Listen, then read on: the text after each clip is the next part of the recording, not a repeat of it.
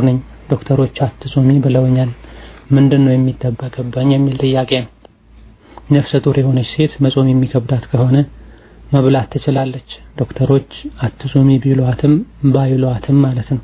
እሷ በራሷ መጾም ይከብደኛል አልችልም ካለች እንደዚሁ ደግሞ ለራሷ ወይም ደግሞ ለጥንሱ ከሰጋች ጾሟን ማፍረስና መብላት ትችላለች። ምንም ችግር የለውም። وعلى الذين يطيقونه فدية طعام مسكين የሚለው የቁርአን ውስጥ ይካተታሉ። وهكذا عبد الله بن عباس عبد الله بن عمر ከቤተሰቦቻቸው መሃል አንዷ ነፍሰ ጡር ከሆነች ወይም አጥቢ ከሆነች أنت من الذين قال الله فيهم وعلى الذين يطيقونه فدية طعام مسكين የሚለውን ያነቡላቸውና እንዲበሉ ያደርጓቸው እንደነበረ ተነግሯልና የምታጠባ ሴት እንደዚሁ ደግሞ ነፍሰ ጡር የሆነች ሴት መብላት ይችላሉ። የማይከብዳቸው ከሆነ ቢጾሙ የተሻለ ነው። ከሙስሊሞች ጋር የተከበረውን የረመዳንን ወር ጾመው ቢያሳልፉ የተሻለ ነው። የሚከብዳቸው ከሆነ ወይም ደግሞ የማይችሉ ከሆነ ረመዳን ላይ ይበሉና ችግሩ እንደተቀረፈ ከረመዳን በኋላ የበሉባቸው ቀኖችን ቀዳ ማውጣት ነው የሚጠበቅባቸው። ከቀዳ በተጨማሪ ከፋራ አለ የለም በዑለሞች መሃል ኺላፍ ያለበት ሲሆን ግልጽ የሆኑ ደሊሎች የሚያሳዩት ጾሙን ብቻ መክፈል እንደሚጠበቅባቸው መሆኑም በእርግዝና ምክንያትም ይሁን በማጥባት ምክንያት ጾም የፈቱ ሴቶች ችግሩ ከተቀረፈ በኋላ ቀዳ ማውጣት ብቻ ነው። ያፈጠሯቸው ቀኖችን መክፈል ብቻ ነው የሚጠበቅባቸው።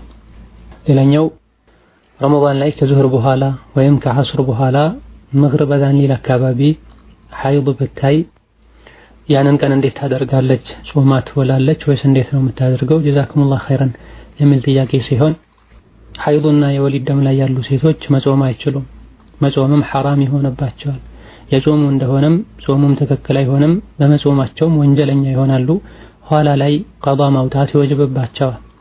ሐይዱ የቀኑ ጅምር ላይ የሚምጣ መሃል ላይ የሚምጣ መጨረሻ አካባቢ ላይ የሚምጣ በቀኑ ክፍለ ጊዜ ፀሐይ ከመጥለቋ በፊት ሐይድ ካየች አንዲት ሴት ጾሟ ተበላሽቷል። ከዙህር በኋላም ይሁን ከዐስር በኋላ ወይም ደግሞ መግሪብ አዛን ሊል የተወሰኑ ደቂቃዎች ሲቀሩት ሐይዷ ከመጣ ሐይዱ መምጣቱ ብቻ ጾሙን ያፈርሰዋል። እኩለ ቀን ላይ ወይም ከዐስር በኋላ ሐይዱ ከመጣ የተቀረውን ሰዓት በጾም ማሳለፍ አለባት ወይስ መብላት ትችላለች? መብላት ትችላለች። ጾሟ እስከፈረሰ ድረስ ዝም ብለሽ ከምግብ ታቀቢ አንልም። ጾሟ ፈርሷልና መብላት ትችላለች። ጾሙ ከመፍረሱ ጋር ከምግብ ታቀበሽ ወይ አንላትም። ሌላኛው ለፍጡር የተወሰኑ ደቂቃዎች ሲቀሩት መታጠብ ይቻላል ወይ የሚል ጥያቄ ሲሆን ረመዳን ላይ በቀኑ ክፍለ ጊዜ የትኛውም ሰዓት ላይ ገላን መታጠብ ይቻላል። ጠዋት ከሆነ ችግር የለውም፣ ከሰዓት ከሆነ አይቻልም የሚል ነገር ከነቢዩ አለይሂ ሰላቱ ወሰላም አልተነገረንም። ለመታጠብ ከተገደዱ አሊያ ደግሞ መታጠብ ካስፈለገ ለንጽህናም ይሁን ሰውነትን ለማቀዝቀዝ ጠዋትም ይሁን ከዙህር በኋላም ይሁን ከዐስር በኋላም ይሁን ማንኛውም ሰዓት ላይ ገላን መታጠብ ይቻላል። እንደዚሁ ደግሞ መጉመጥመጥም ይቻላል። በውዱእ ሰዓትም ይሁን ከውዱእ ውጪ ማለት ነው። የተከለከለው ሲጉመጠመጡና አፍንጫ ውስጥ ውሃ ሲያደርጉ ጾመኛ ከሆኑ በጣም ወደ ውስጥ ማስገባቱን ነው ነብዩ አለይሂ ሰላቱ ወሰላም የከለከሉት እንጂ መጉመጥመጥና አናት ላይ ውሃ ማፍሰስ ሰውነትን በቀዝቃዛ ውሃ መታጠብ በረመዳን የትኛውም ክፍለ ጊዜ ላይ አይከለከልም። መፋቂያም እንደዚሁ ከሰዓት ከሆነ መፋቂያ አይቻልም የሚሉ ሰዎች አሉ። ራጅሑ ትክክለኛው መፋቂያ በየትኛውም ወቅት ላይ መጠቀም ይቻላል።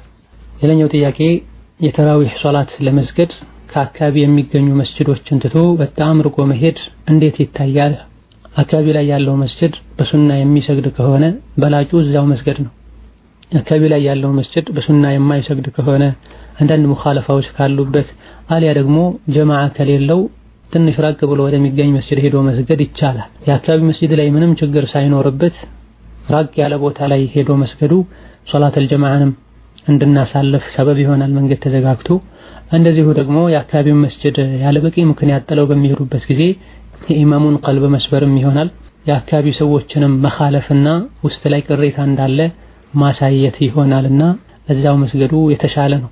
የሚቀራው ቁርአን ምን እንደሆነ ሳያውቁ ድምፁ ስለሚያምር ብቻ 30 እና 40 ኪሎ ሜትር እየተጓዙ ሶላተል ዒሻን የሚያሳልፉ ሰዎች አሉ። ይሄ ከሱና የሚጋጭ አካሄድ ነው።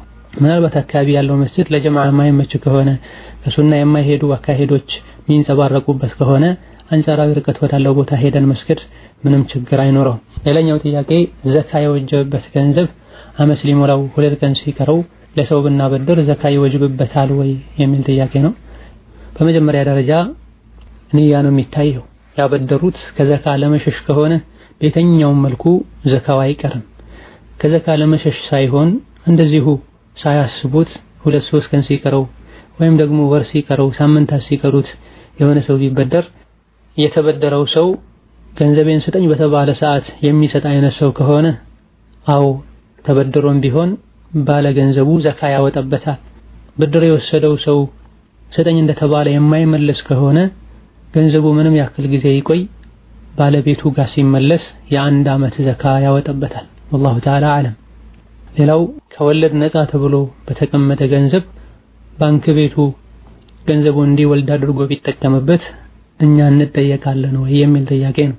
በመጀመሪያ ደረጃ ባንክ ቤቱ ሙሉ በሙሉ እስላማዊ መሆኑን ካላወቅን ከነሱ ጋር ሙዓመላ ማድረግ እነሱ ጋር ገንዘብ ማስቀመጥ ተገቢ አይደለም። በትክክል በእስላማዊ ሕግ መሰረት የተመሰረተ ባንክ ቤት ከሆነ ገንዘብ ማስቀመጥ ምንም ችግር የለውም። ነገር ግን ባንክ ቤቱ እስላማዊ የገንዘብ አቀማመጥን መንገድ የማይከተል ከሆነ ከነሱ ጋር ገንዘብ ማስቀመጥ ተገቢ አይደለም። ሆኖም ምንም አማራጭ ካጣን ቤት ማስቀመጥ በምንም መልኩ የማይቻል ከሆነ ባንክ ቤት ማስቀመጥ ይቻላል። ባንክ ቤት ስናስቀምጥ ከወለድ ነፃ ብለን ማስቀመጣችን አንድ ነገር ነው። ራሳችንን ከሐራም ነፃ እናደርጋለን። በዚህ መልኩ ማስቀመጠን እነሱ እንዲወልድ አድርገው የሚጠቀሙበት ከሆነ ፈልገን ሆን ብለን ካላደረግነው እኛ አንጠየቅበትም። ወላኪን እንዲህ ነገር እንደሚያደርጉ ዞሮ ከተሰማ ከደረስንበት የተሻለ አማራጭ ካለ አውጥቶ ሌላ ቦታ ማድረግ ነው። ምንም አማራጭ ከሌለ እኛ ሆን ብለንና ፈልገን ባላደረግነው ነገር አላህ ተባረከ ወተዓላ አይቀጣም። ሌላኛው ጥያቄ የምሰራው ኮንትራት ቤት ነው። ሴትየዋ የምትተዳደረው በዚና ነው። እሷ ጋር መስራቴና ደሞዝ መቀበሌ ሐራም ነው ወይ የሚል ጥያቄ ነው። በመጀመሪያ ደረጃ አንድ ሰው በዝሙት ነው የሚተዳደረው ወይም ደግሞ ዝሙተኛ ነው ብሎ ለመደምደም ጥንቃቄ ማድረግ ያስፈልጋል። በትክክል ዝሙት ሲሰሩ ግልጽ በሆነ መልኩ በአይን ካየን ብቻ ነው ሰዎችን በዝሙት መፈረጅ የምንችለው። ከዛ በተጨማሪ አንዳንድ ሁኔታዎች ዝሙት ትሰራለች ይሰራል እንዲባል ሊያደርጉ ይችላሉ። ግምትና ጥርጣሬ ነው የሚሆነው። አጠራጣሪ ከሆነና እንድትጠረጠር የሚያደርጉ ነገሮችን የምታይ ከሆነ ከእንዲህ አይነቱ ቤት መውጣትና ማራቅ ከተቻለ ጥሩ ነው። ነቢያችን አለይሂ ሰላቱ ወሰላም ወንጀልን ያየ ሰው በእጁ ያስወግድ፣ ያልቻለ በምላሱ ይናገር፣ ያልቻለ በልቡ ይጥላ ብለዋል። በምላስ መናገር የሚቻል ከሆነ ይሄ ሐራም ነው ለምን ታደርጊያለሽ? ከአጅነቢ ወንድ ጋር ለምን ትቀራረቢያለሽ? ከባዕድ ወንድ ጋር ለምን ትወጪያለሽ? ወይም ደግሞ ባዕድ ወንድ ለምን ቤት ታስገቢያለሽ? እንዲህ አይነት ምክሮችን መስጠት ከተቻለ ጥሩ። ይሄ ማድረግ የማይቻል ከሆነ በልብ ጠልቶ ከቤቱ መውጣት ነው።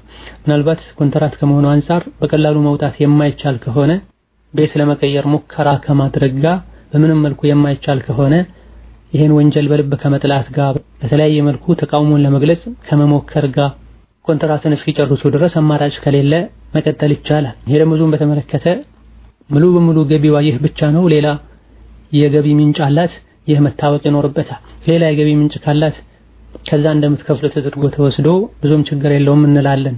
ከዚህ ብቻ ነው የምትተዳደረው ከተባለ ትንሽ ይከብዳል። ሆኖም በስራዋ የምትጠየቀው እሷ ናት። ሰራተኛ ስራውን ሰርቶ ያላቡን ነው የሚቀበለው። እሱ የሰራውን ስራ ዋጋን የተቀበለው ሰርቶ አምጥቶ ደሞዝ የከፈለው ሰው በህገ ወጥ መንገድ ካመጣው እሱ ነው የሚጠየቅበት የሚሉ ዑለሞች አሉ። በዚህ መሰረትም እሷ የምትሰራው ስራ ሰራተኛዋ የምትሰራው ስራ ሐላል እስከሆነ ድረስ ከዚህ ሴት ደሞዝ መቀበሏ ሙሉ በሙሉ ሐራም ተቀበለሽ በልተሻል አያስብልም። አማራጭ ካለ መተው የተሻለ ነው። ዋናውና ትልቁ ነገር ሰራተኛዋ እዛ ቤት የምትሰራው ስራ ከእንዲህ አይነቱ እኩይ ተግባር ጋር ከወንጀል ጋር ግንኙነት ያለው መሆን የለበትም። በወንጀል መታገዝ መሆን የለባትም። ሰራተኛዋ እዛ ቤት የምትሰራው ስራ ንጹህና ሐላል ስራ እስከሆነ ድረስ የላቧን ነው የምታገኘው። በየትኛው መልኩ ከእንዲህ አይነት ከወንጀል ቤት መውጣቱ የተሻለ ነው። والله تعالى አለም። ሌላው ቤተሰቦቼ ንካህ ሰሩልኝ ስላቸው እምቢ አሉኝ። ከጓደኛዬ ጋር ሐራም ነገር ፈጸመን፣ ከዛም ንካህ ታሰረልን። ንካሁ ትክክል ነው ወይ? እኔስ ምንድነው የሚጠበቅብኝ የሚል ነው። በመጀመሪያ ደረጃ በሸሪዓተል እስላም ባዕድ ወንድና ባዕድ ሴት ግንኙነታቸው ቀረቤታቸው ገደብ አለው፣ ስርዓት አለው። ንካህ ከመታሰሩ በፊት አንዲት ሴት ከእጮኛዋ ጋር ማውራት፣ መቀራረብ፣ መገናኘት አትችልም። ቤተሰቦች ንካህ አላስርም ያሉበት ምክንያት ምን እንደሆነ ጥያቄው ላይ አልተገለጸም። ከኒካህ ጋር የተያዙ ጥያቄዎች ሰፋ ያለ ማብራሪያ ያስፈልጋቸዋል። ባለ ጉዳይ ፈትዋ የሚሰጥ ሰው ጋር ቀጥታ ደውሎ መጠየቅ፣ ሁኔታውን ግልጽ ማድረግ፣ ፈትዋ ከመስጠት በፊት ለሚጠየቁ ማብራሪያዎች ሐቂቃውን እውነታውን ግልጽ አድርጎ መንገር ያስፈልገዋል።